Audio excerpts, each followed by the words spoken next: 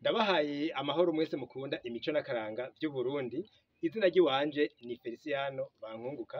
Muramenyereye mu kiganiro Nyibutsa Akaranga gica ku muhora wa YouTube kuri Nyibutsa Akaranga TV.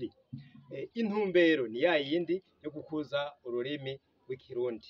Turasigura amajambo amwamwe dusanga mu bikorwa bitandukanye vy'abarundi, tukibutsa abayibagiye hanyuma abatayazi nabo bakayamenyeraho.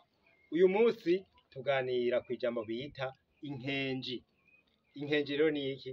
Inkenji n'uburo butarera, harya bumaze kuja mu mishi mugabo ntihabe haragera aho abantu bashobora kubugenya, bavuga bati n'inkenji. Hariho n'imvugo y'abarundi ivuga iti genya ubwo hiyo ubwo hino n'inkenji. Hari n'abavuga bati genya ubwiyo ubwino n'inkenji. Bashatse kuvuga iki? Bati wewe tunganya ivyo hiyo ivyo hino ntibikuraba turavyibonera. Ego murakoze cane.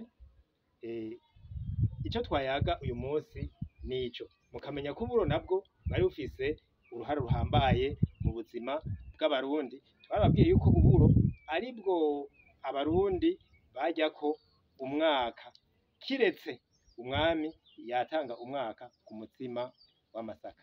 Murakoze rero, tuzobandanye tuganira ku mico kama y'Uburundi.